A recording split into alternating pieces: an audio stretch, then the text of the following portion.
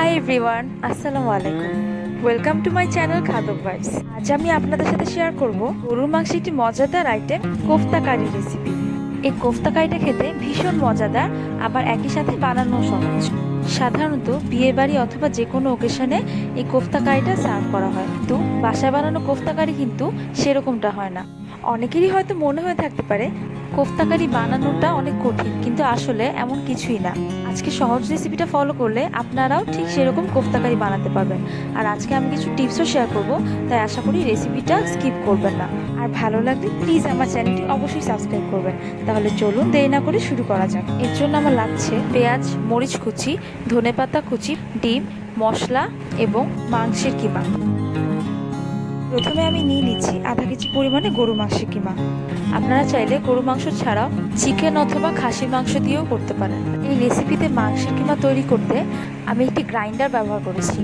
আপনাদের কাছে গ্রাইন্ডার না থাকলে আপনারা শক্তিশালী ব্লেন্ডার অথবা পাটায় বেটেও মাংসের কিমা তৈরি করতে পারেন। এর জন্য মাংস প্রথমে ছোট ছোট করে কেটে নিতে হবে। খেয়াল রাখবেন এতে যাতে কোনোভাবেই এক্সট্রা পানি না থাকে।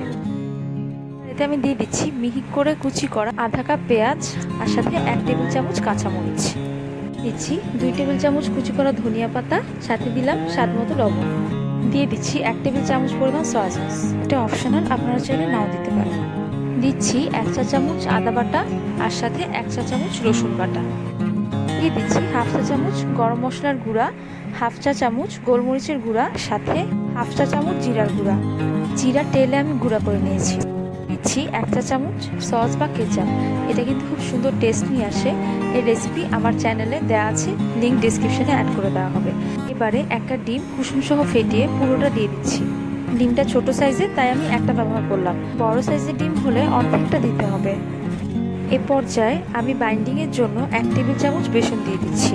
আপনারা চাইলে বেসনের পরিবর্তে আধা কাপ ব্রেড ক্রামসও দিতে পারেন। ব্রেড ক্রামসের রেসিপি আমার চ্যানেলে পেয়ে যাবেন। সবকিছু ভালোভাবে মিশিয়ে নিচ্ছি, যেন ভেতরে কোনো দলা বা চাক বেঁধে না থাকে। এমনভাবে মেশাতে হবে যেন সবকিছু ভালোভাবে একসাথে বাইন্ড হয়ে যায়। মাখানো হয়ে গিয়েছে। এটা কিন্তু মাখানোর সাথে সাথে বল বানিয়ে নিতে হবে, ম্যারিনেট করে ফেলে রাখা যাবে না। এখন আমি কিছু কিমা হাতের মধ্যে নিয়ে বল তৈরি করে নিচ্ছি। প্রথমে এভাবে হাতে নিয়ে চেপে চেপে বলে শেপ করে, তারপরে 2 হাতের মাঝে নিয়ে এরকম ঘুরিয়ে ঘুরিয়ে বল তৈরি করে নিতে হবে। আপনারা ছোট বড় যে কোনো শেপে বল তৈরি করতে পারেন। আমি 2 হাতের তালুতে এভাবে নিয়ে ঘুরিয়ে ঘুরিয়ে সবগুলো বল বানিয়ে নিচ্ছি। ইংলিশ ও বাংলা ইনগ্রিডিয়েন্টস সহ ফুল রিটেন রেসিপির জন্য আমার ইউটিউবের ভিডিওটি ফলো করুন। আরেকটা বল বানিয়ে দেখিয়ে দিচ্ছি। আজকে রেসিপিতে শেয়ার করা টিপসগুলো হুবহু ফলো করলে আপনারাও ঠিক পারফেক্ট গরু মাংসের কোফতা কারি বানাতে পারবেন। জালি কাবাব, চাপটি কাবাব সহ মজাদার রেসিপির জন্য আমার ইউটিউব চ্যানেলটি এখনই ঘুরে আসুন। সবার আগে রেসিপিগুলো পেতে এখনই সাবস্ক্রাইব করুন।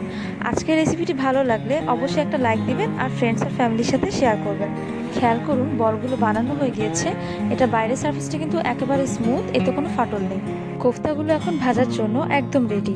এবার চলে যাচ্ছি ভাজা প্রক্রিয়া। কোফতাগুলো ভাজার জন্য প্রথমে আমি একটি প্যানের মধ্যে 1/2 কাপ তেল নিয়ে নিচ্ছি। তেলটা হালকা গরম হয়ে আসলে এতে আমি একে একে বিফ বলগুলো দিয়ে দিচ্ছি। কোফতাগুলোকে ডুবো তেলে ভাজার কোনো প্রয়োজন নেই। এরকম মিডিয়াম পরিমাণ তেলেই কোফতাগুলো ভালো মতো ভাজা হবে। চুলার আঁচ মিডিয়ামে রেখে সবগুলো কোফতা আমি ভেজে নিচ্ছি। তেলটা ফুটতে শুরু করেছে, দেখতে পাচ্ছেন। বলগুলো এক পাশ লালচে হয়ে আসলে এটা আমি নেড়ে উল্টে পাল্টে দিচ্ছি। অপর পাশটাও লাল হয়ে আসা পর্যন্ত ভালোভাবে ভেজে নিচ্ছি। এটা ভাজা হয়ে এসেছে। এটা ভাজতে আমার সময় লেগেছে 5 থেকে 7 মিনিট। এবার তেল ঝরিয়ে তুলে এগুলোকে একপাশে রেখে দিচ্ছি। এখন আমি এর জন্য গ্রেভি তৈরি করে নেব। গ্রেভি তৈরির জন্য প্রথমে আমি একটি পাত্রে আধা কাপ পরিমাণে তেল নিয়ে নিচ্ছি। এটা সেই তেলটা যেটা দিয়ে আমি কোফতা ভেজেছিলাম। এবার এখানে আমি দিয়ে দিচ্ছি 1 কাপ পরিমাণে পেঁয়াজ কুচি। পেঁয়াজটা এভাবে নেড়ে চেড়ে ভেজে নিচ্ছি। পেঁয়াজটা একেবারে বেরেস্তা করে ফেলবো না, একটু লালচে করে ভেজে নিতে হবে। পেঁয়াজটা হালকা লাল লাল হয়ে এসেছে। পেঁয়াজটা যখন একটু লাল লাল হয়ে আসবে তখন এতে আমি দিয়ে দিচ্ছি 2 চা চামচ আদা বাটা আর 2 চা চামচ রসুন বাটা। কাঠবাদাম অথবা পেস্তা বাদাম ভিজিয়ে বেটে নিয়েছি। এখান থেকে দিয়ে দিচ্ছি 1 টেবিল চামচ। কিছুক্ষণ নেড়ে চেড়ে এতে আমি দিয়ে দিব আধা কাপ পরিমাণে পেঁয়াজ বাটা। এখন এই পেঁয়াজের সাথে বাটা মশলাগুলোকে আমি একটু কষিয়ে নেব। এর জন্য ভালোভাবে নেড়ে চেড়ে সবকিছু একসাথে মিশিয়ে নিচ্ছি।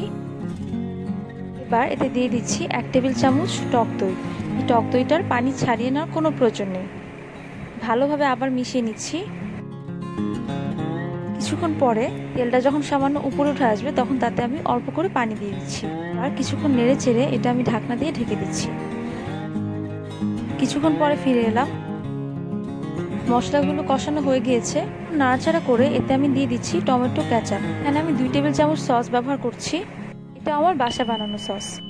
আরও ভালোভাবে নেড়েচেড়ে মিশিয়ে নিচ্ছি। এবার একটা টমেটো কুচি করে এতে আমি দিয়ে দিচ্ছি। এখানে মাঝারি সাইজের একটা টমেটো ব্যবহার করেছি। এবার কিছুক্ষণ নেড়েচেড়ে এতে আমি দিয়ে দিচ্ছি স্বাদ মতো লবণ।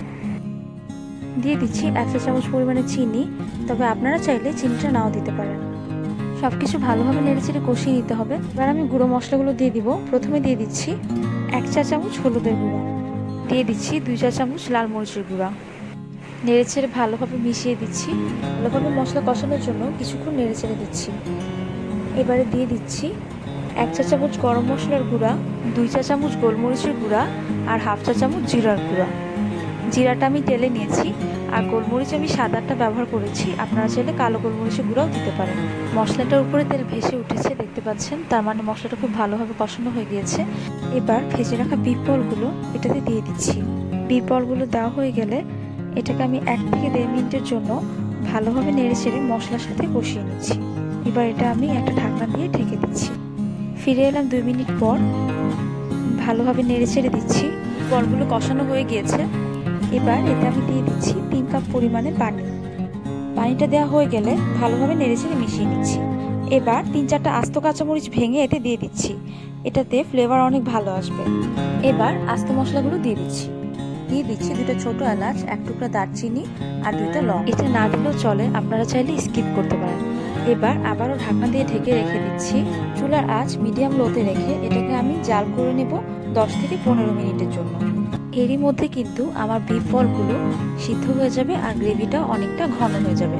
এলাম 15 মিনিট পরে। ঢাকনা খোলার সাথে সাথে এত সুন্দর একটা ঘ্রাণ পাওয়া যাচ্ছে যে রান্না না করলে বোঝা যাবে না। এবার আমি চুলা অফ করে একটা সার্ভিং ডিশে সুন্দর করে সাজিয়ে নিচ্ছি।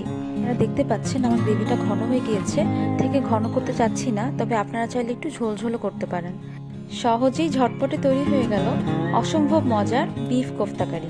এটাকে আমি একটা ধনেপাতা দিয়ে সাজিয়ে নিচ্ছি। দেখতে পাচ্ছেন কতটা লোভনীয় লাগছে। আশা করি আজকের রেসিপি দেখার পরে এই কোফতা কারি বানাতে আপনাদের আর কোনো সমস্যা হবে না। প্রশ্ন থাকলে কমেন্টে জানাবেন। বাসায় অবশ্যই ট্রাই করবেন, কেমন হয়েছে জানাবেন।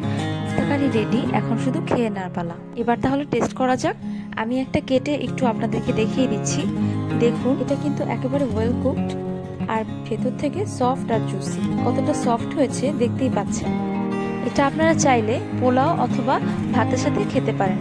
মজাদার খাবার অর্ডার করতে, ফ্রি ফুড এবং অন্যান্য অফার সম্পর্কে জানতে আমার ফেসবুক আর ইনস্টাগ্রাম অ্যাকাউন্টে ফলো করুন। পরবর্তীতে নতুন কী ধরনের রেসিপি দেখতে চান তা কমেন্ট করে জানাবেন। আবারও ফিরে আসবো নতুন কোনো রেসিপি নিয়ে। ততদিন সবাই অনেক ভালো থাকবেন। আল্লাহ হাফেজ।